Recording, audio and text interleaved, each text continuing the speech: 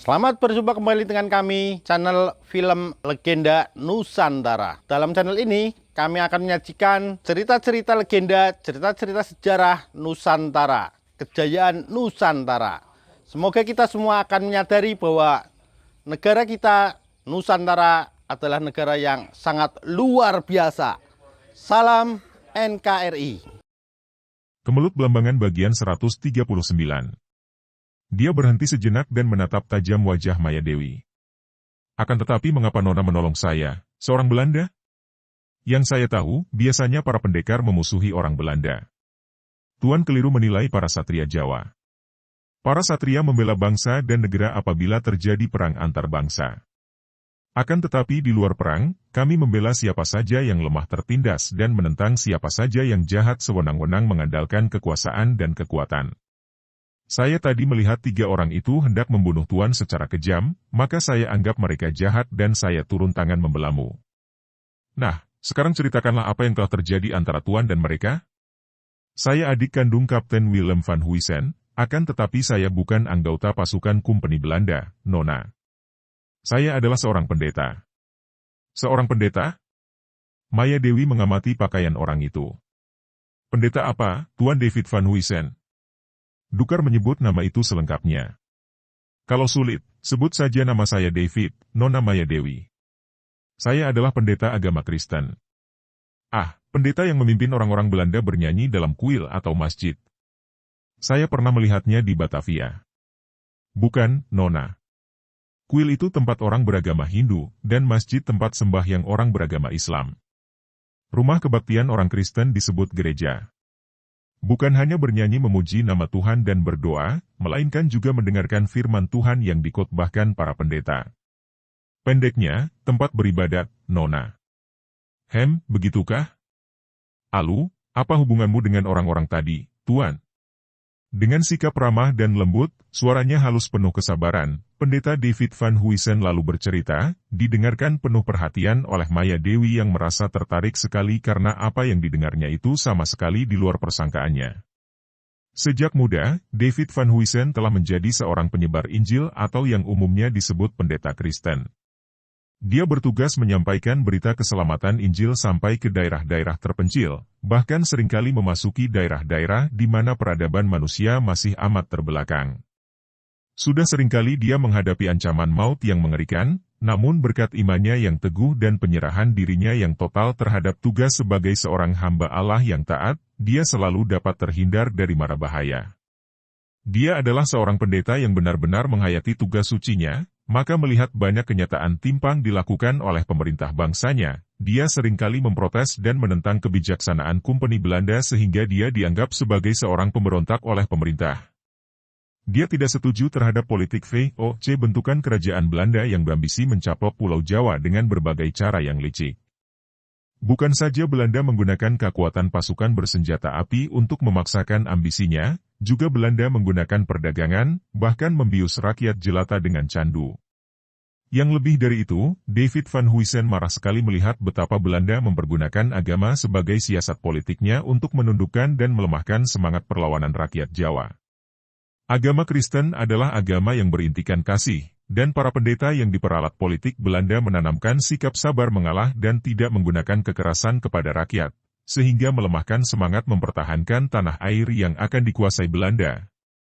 Sikapnya ini membuat dia dibenci, bukan hanya oleh para pembesar Kompeni, bahkan juga oleh banyak pendeta Kristen yang diperalat politik Belanda.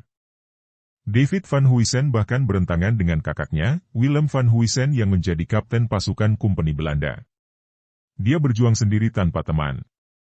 Dia menyebarkan berita keselamatan yang suci tanpa pamrih, baik untuk diri sendiri maupun untuk politik pemerintah bangsanya.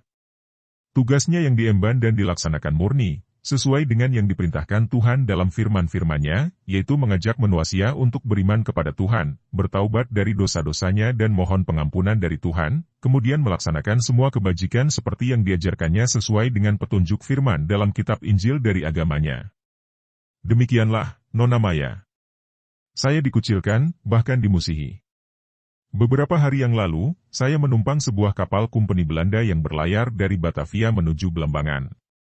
Saya tahu bahwa kumpeni kembali melakukan siasat licik mengadu domba, membantu Belambangan yang hendak memberontak terhadap Mataram. Saya tidak mencampuri dan saya hanya ingin melaksanakan tugas saya, menyampaikan berita keselamatan di antara mereka yang tinggal di dusun-dusun pasisiran selatan yang masih menyembah berhala, menyembah kuburan, pohon-pohon besar, batu-batu dan gua-gua.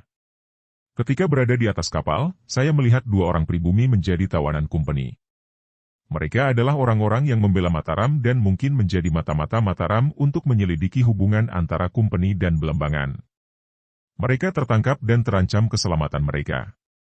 Saya tidak suka melihat kejadian ini dan diam-diam saya melepaskan mereka malam tadi dan mereka melompat ke laut melarikan diri.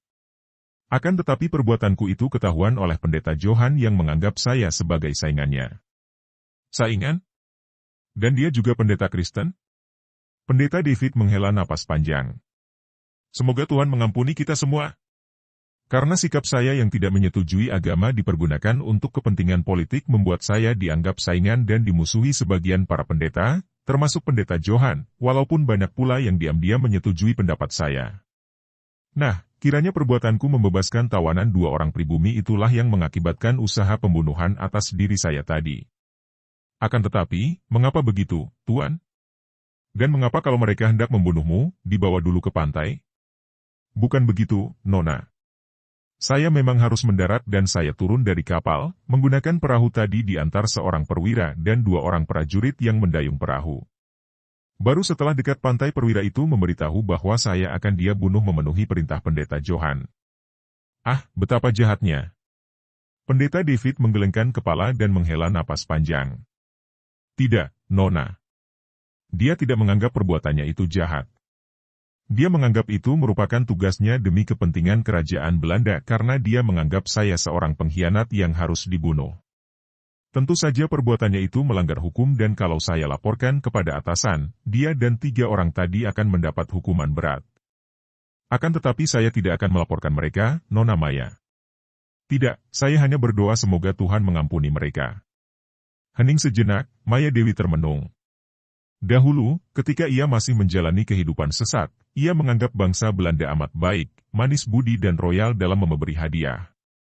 Kemudian ia mulai melihat kepalsuan Belanda ketika Mayor Jacques hendak memaksa ia menjadi istrinya.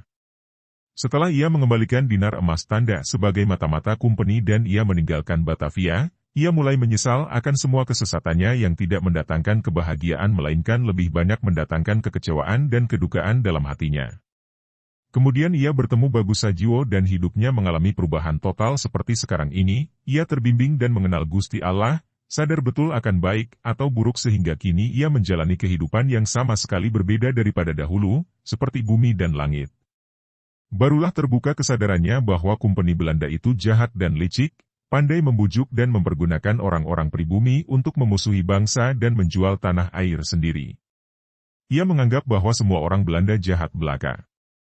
Akan tetapi sekarang, ia bertemu seorang Belanda yang mengaku sebagai pendeta dan yang memiliki watak dan budi amat halus, mengingatkan ia kepada watak dan budi Bagus Sajiwo. Mendengar akan perasaan benci licik dan kejam dari pendeta Johan dan para opsir Belanda bukan hal yang aneh bagi Maya Dewi, akan tetapi melihat sikap pendeta David yang begitu sabar dan lembut, hal ini sungguh di luar dugaannya. Tuan David, selama ini saya bertemu dengan banyak orang kumpeni Belanda dan saya anggap mereka itu licik dan jahat. Mereka ingin mengadu domba antara penguasa-penguasa daerah dengan kerajaan Mataram agar rakyat pribumi menjadi lemah. Mereka ingin menguasai tanah air kami. Akan tetapi sikap Tuan berbeda dengan mereka.